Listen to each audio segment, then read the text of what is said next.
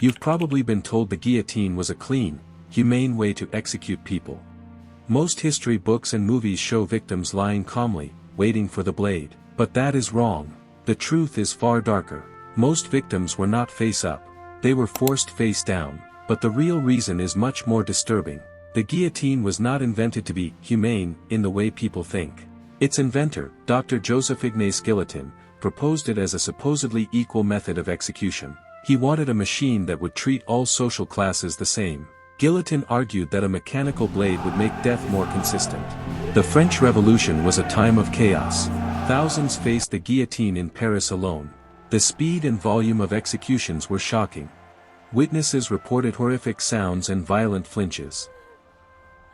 Head sometimes moved violently even after the blade fell. Blood spattered from the neck wound.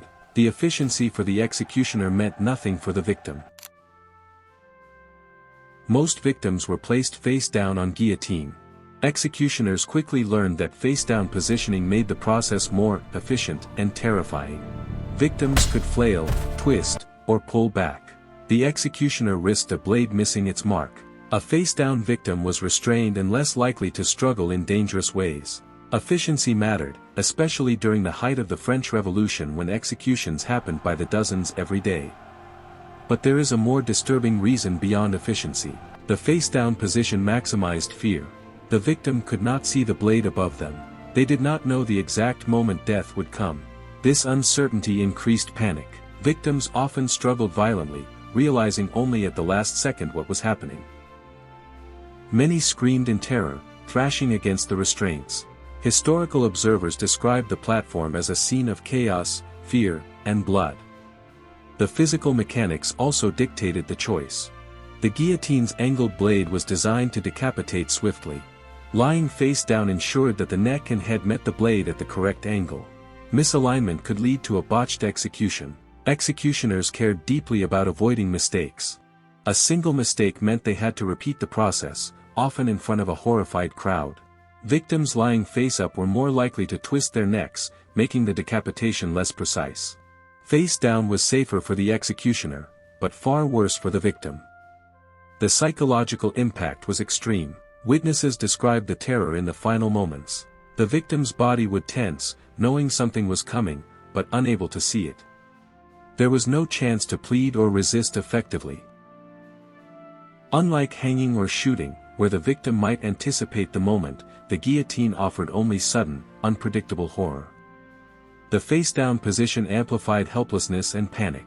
Blood and gore also played a role in this method. The downward position allowed blood to flow away from the executioner and platform. This kept the machine cleaner and allowed multiple executions in one day without slowing down. Yet, for the victim, the blood's direction and the pressure against their chest added to the agony.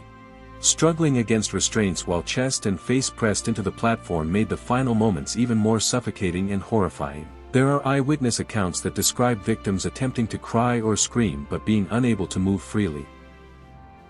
The face-down position compressed the body unnaturally. Some even vomited or defecated in terror before the blade fell. Executioners saw this as part of the process, proof that the machine worked efficiently. But for the victim, these were the ultimate signs of helplessness, horror, and degradation in the final seconds. Additionally, the position enhanced the spectacle for spectators. The crowd witnessed violent flinches, final struggles, and the sudden separation of head and body.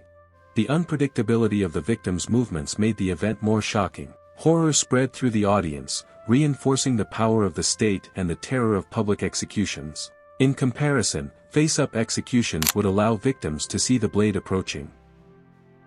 They could prepare or brace, potentially reducing panic. The terror was less intense, and the crowd's reaction was muted.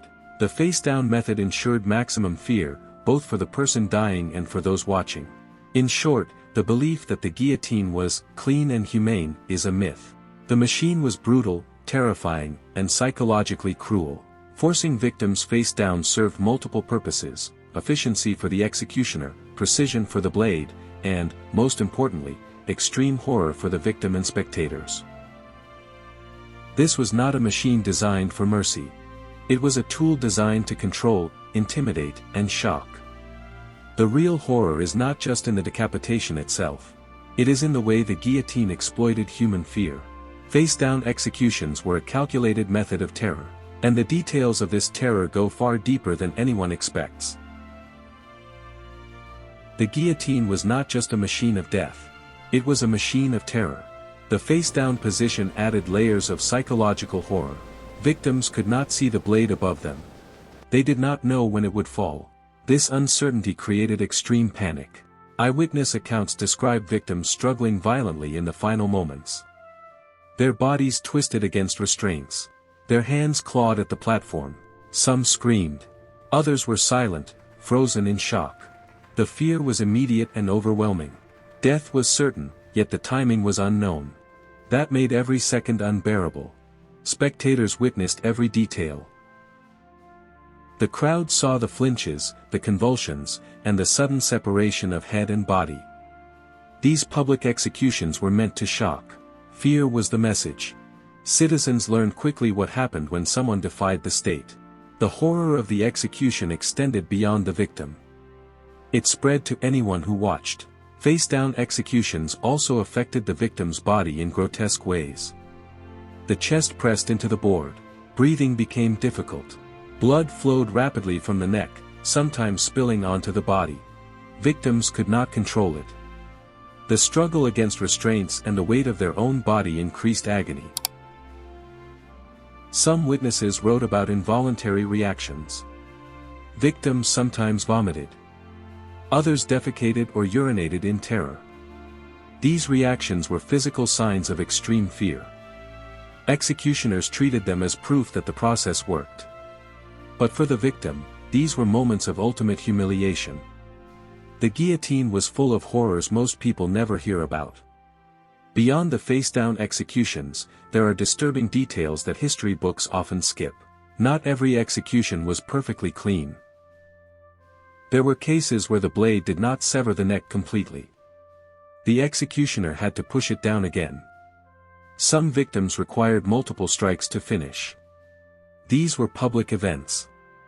The crowd sometimes watched the blade fall twice, or more, while the victim struggled in terror. Some historical accounts describe the bodies reacting after decapitation. Head sometimes moved or eyes opened. Muscles twitched violently. These involuntary movements were natural, but they shocked spectators. People fainted, screamed, or vomited. Executioners saw this as proof the machine worked efficiently, but for the audience, it was horrifying. The guillotine also exposed victims to humiliation. The face-down position pressed their bodies into the board. Blood sometimes splattered back onto them. Vomiting, defecation, and urination were common. Every physical reaction added to the terror. It was a final moment of helplessness and shame. Executioners sometimes experimented with the machine. They tested different angles or blade weights to make decapitation faster. Some victims were chosen to test efficiency.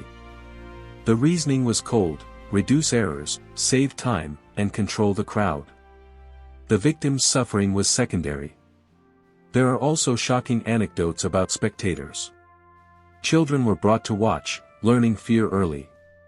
Families witnessed relatives executed, often publicly. Psychological trauma spread through generations. The guillotine's horror was both physical and mental. Even myths about the guillotine hint at its terror. Rumors circulated that heads blinked after death, or that victims' eyes expressed rage. These stories were exaggerated, but they reflected how shocking the public executions were. The truth was already horrifying enough without embellishment. In reality, the guillotine was more than a tool for execution. It was a carefully designed method of fear. From face-down positioning to botched decapitations, to the crowd's reaction, every detail was meant to shock, terrorize, and humiliate. History remembers it as efficient. But efficiency came with brutality beyond comprehension. Most people think of the guillotine as a symbol of justice or efficiency. But the truth is far darker. It was a machine that punished, humiliated, and terrorized. Efficiency came at the cost of human fear and suffering. Everything you believed about the guillotine being humane is wrong. History hid its true horror. Face-down executions were not a minor detail, they were a calculated method of maximizing terror.